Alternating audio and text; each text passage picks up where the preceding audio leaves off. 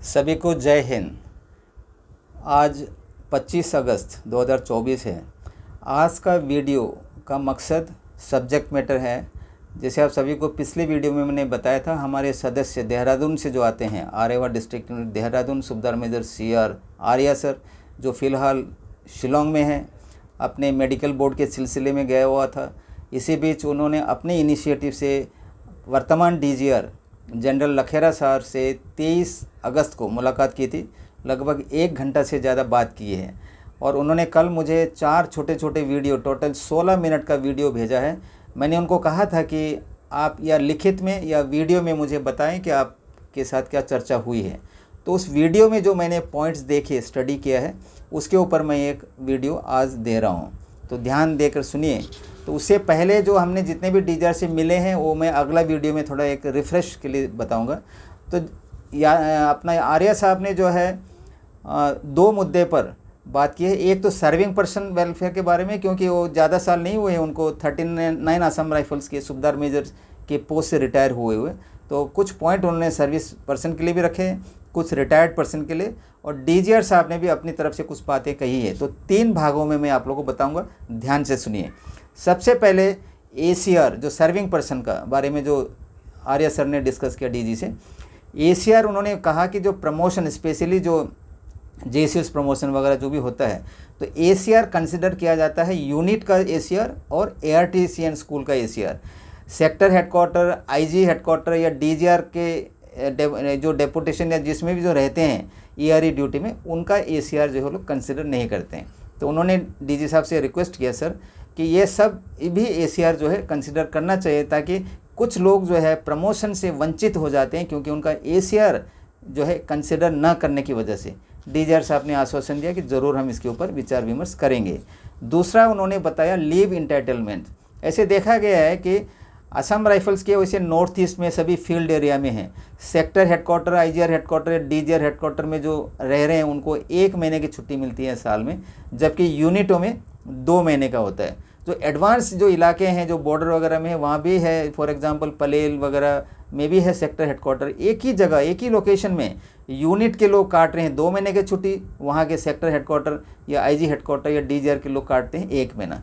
उन्होंने कहा इसके ऊपर भी हम विचार विमर्श करेंगे, कहाँ से ये ऑर्डर आया हुआ है उसका छानबीन करेंगे, या मिनिस्ट्री का ऑर्डर है तो उसके ऊपर कार्रवाई करेगी। देखिए, और तीसरा उन्होंने बताया होम लोन जो लेते हैं हमारे जवान, बाहर से लेने पर 13, 14, 15% ब्याज देना पड़ता है। और DGR से मैंने भी सुना था पहले, जो आर्गिस का जो भी पैसा है उसमें से होम लोन दिया जाता है। तो वहाँ का प्रोसीजर बहुत कठिन है, हार्ड प्रोसीजर है, इसी वजह से जवान लोग वहाँ से लोन नहीं लेते हैं। DGR साहब ने आश्वस्त किया कि जो भी प्रोसीजर है उसको हम हल्का करेंगे, नॉर्मल करेंगे, तो जवान ताकि यहाँ से लोन ले, ताकि इंटरेस्ट जो है कम भरना पड़े। यह जो 3 जो मेन मुद्दा उन्होंने सर्विस पर्सन के ऊपर उठाया था। अभी है एक्स सर्विसमैन के बारे में आर्या सर ने DGR से क्या डिस्कस किया, देखिए। पहला उन्होंने कहा कि डिपेंडेंट रैली, जो आप सभी को पता है, जो डिपेंडेंट पहले रैली हुआ करता था, उन्होंने रिक्वेस्ट किया, क्योंकि नॉर्थ ईस्ट के DGR में कभी कभी होता है और शायद उन्होंने कहा कि आजकल होता भी नहीं है, वहाँ ना करते हुए बाहर भारत के अन्य जगह जहाँ पे एक्स सर्विसमैन की नफरी ज़्यादा है, फॉर एग्जांपल उत्तराखंड, केरल, पंजाब या हरियाणा, इन इलाकों में होना चाहिए, ताकि एक्स सर्विसमैन इसका भरपूर फ़ायदा उठा सकें, अपने डिपेंडेंट को असम राइफल में भेज सकें। और उसके बाद उन्होंने ड्यूल कंट्रोल जो मेरे बारे में डिस्कस किया। DGR साहब ने बोला, तुलसी साहब का भी मैं देखता हूँ वीडियो वगैरह, मतलब इस प्रकार से हमारा जो मुद्दा है, देखिए हमारा क्या है, वास्तविक मुद्दा है, जो अभी तक के जो 4 DGR ने इसको नकारा है, जिस वजह से अभी हमारे जो रिलेशन भी काफ़ी नीचे है।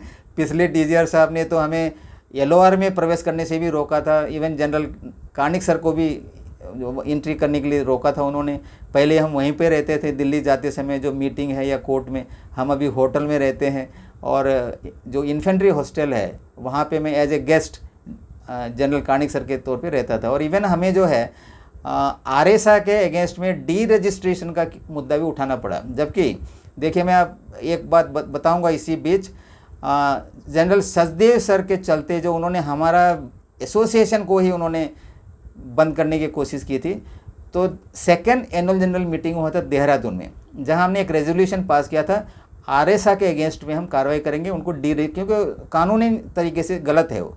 लेकिन उसके बाद आता है हमारे चौहान सर को मिलने हम गए थे, मई और कमांडेंट यादव सर शिलोंग में।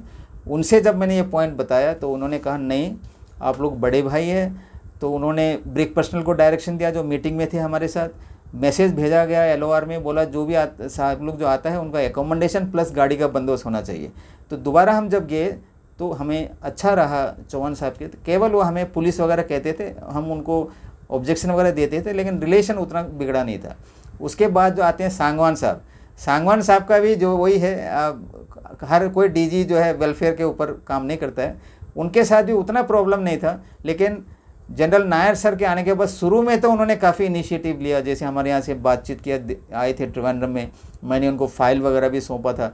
बाद में चल के जो है रिलेशन ख़राब हो गया, उन्होंने भी जो है हमें LOR में प्रवेश करने से रोका था, जनरल कार्निक सर वगैरह को। अभी फ़िलहाल हम होटल वगैरह में रहने देखे।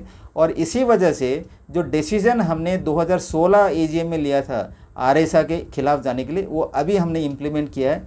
कुछ मई महीने में जो है वो केस फाइल भी कर दिया है। तो यह जो है नहीं होना चाहिए, सभी जो है यूनिटी के तौर पे रहना चाहिए, लेकिन DGR के गलत रवैये के कारण ही ये सब कुछ हुआ है। तो इसी संदर्भ में, इसी जो बैकग्राउंड में जो है अभी आर्या साहब जो है मिले हैं DG साहब से।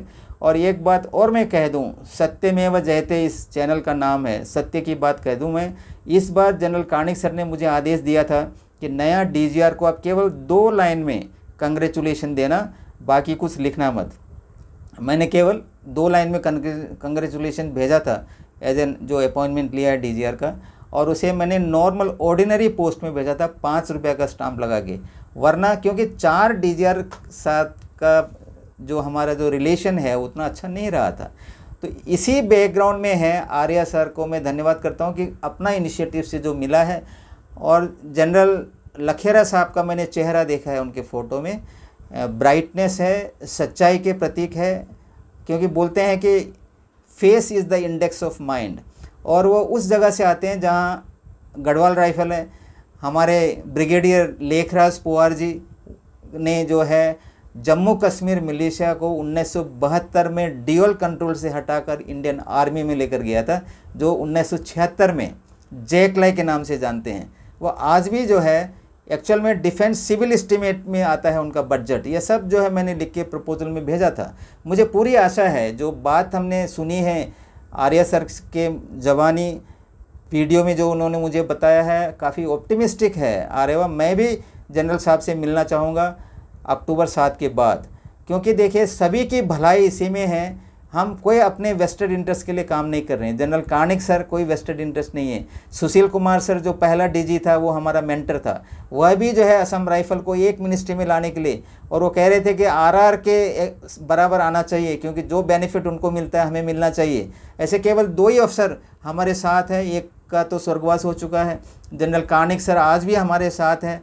तो यह सब DGR भी अगर हमारे साथ है तो यह काम आसान हो जाएगा, वेलफेयर मिलेगा जो काम के लिए जो हम कर रहे हैं। और मुझे काफ़ी खुशी है कि आर्यवा के प्रति प्रेजेंट जो वर्तमान DG साहब का अच्छा रवैया है, वह भी उसी पॉइंट्स को सपोर्ट कर रहा है जो हम उठा रहे हैं पॉइंट। यानी कि असम राइफल को पूरा बेनिफिट जो भी है वो आर्मी का होना चाहिए।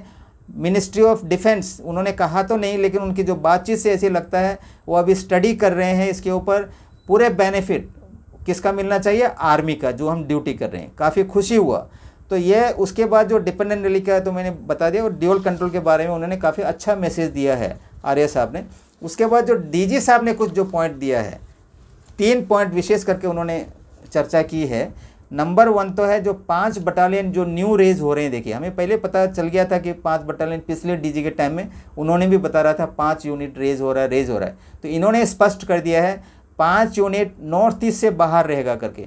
देहरादून में ज़मीन लेने की प्रक्रिया भी जो प्रोसीजर है वो भी स्टार्ट हो चुका है। 1 यूनिट देहरादून में रहेगा, एक उन्होंने बताया केरल में रहेगा, एक जो है शायद पंजाब, जो भी है कि नॉर्थ ईस्ट से बाहर आएगा।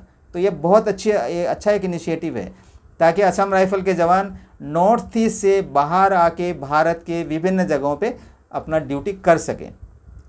दूसरा उन्होंने बताया कि आर्मी चीफ के जो ऑफिस है वहाँ भी, और ईस्टर्न कमांड के जो चीफ है उनके दफ्तर में भी असम राइफल्स के जो अपना सेरेमोनियल ड्रेस लगा के स्टिक ऑर्डरली का कार्य में डेप्यूट करेंगे, ये भी बहुत ही अच्छी बात है, क्योंकि उनकी जो बातचीत में कभी भी वो CAPF वगैरह MHA के बारे में जिक्र नहीं किया है। मुझे पूरा विश्वास है DGR साहब जो है इसके ऊपर भी कार्रवाई करेंगे। फिर उन्होंने बताया जो फाइनल जो 3 पॉइंट, जो तीसरा पॉइंट उन्होंने बताया कि सोशल मीडिया में जो भी असम राइफल के बारे में वीडियो वगैरह जो मैं भी निकालता हूँ वीडियो, वो सुनते हैं। उन्होंने एक रिक्वेस्ट किया है, जैसे मैं भी बताता हूँ, ऑफेंसिव डिरोगेटरी जो भी है मैसेज निकलना नहीं चाहिए। और कभी कभी जो सर्विंग पर्सन भी जो आते हैं सोशल मीडिया में, वो भी गलत है, उससे यूनिट का फॉर्मेशन का नाम जो है बदनाम होता है। तो इसके ऊपर मैं अपने सदस्यों को फिर दोबारा बताऊंगा कि जो भी वीडियोस काम के ऊपर, जो भी पॉइंट के ऊपर, सत्य के ऊपर देना है, ना कि गलत मैसेज देना है। आज इतना ही, क्योंकि 10 मिनट हो चुका है और मैं जो है यह अपॉर्चुनिटी दोनों यानी सुबेदार मेजर CR आर्य साहब को भी और जनरल लखेरा साहब को भी बहुत बहुत धन्यवाद देता हूं। हम आपके आभारी हैं और हम भी आपसे मुलाकात करेंगे अक्टूबर के बाद जो भी अप्रोप्रिएट जगह पे। और इस बीच आपसे मेरा रिक्वेस्ट है कि जनरल नायर साहब से मेरा 3 साल से पहले जो मुलाकात हुआ था, मैंने फ़ाइल एक्सचेंज किए थे, करीब 9-10 फाइल, जो कि RSR डायरेक्टर ने कलेक्ट करके लेकर गया था। शायद वो ठंडे बस्ते में हैं, यदि वो मिल सके तो उनको जो है बाहर निकाल के स्टाफ ऑफिसर के थ्रू उसको स्टडी कीजिए सर। उसमें पूरा जो है सिस्टमेटिकली से लिखा गया है जो हमारा डिमांड है, जो असम राइफल्स को जो हक है वह जो मिलना चाहिए, जो 4th सेंट्रल पे कमीशन के बाद जो है नहीं मिल रहा है। अगर वह होता तो आज CR जो सुबेदार मेजर आर्या साहब जो लगभग 43 साल एक्टिव सर्विस करके जो बाहर गया है, वो ऑनररी कैप्टन में गया होता, ना कि सुबेदार मेजर में। आज तक इतना ही सर, धन्यवाद। सत्यमेव जयते। जय आर्य व जय भारत माता।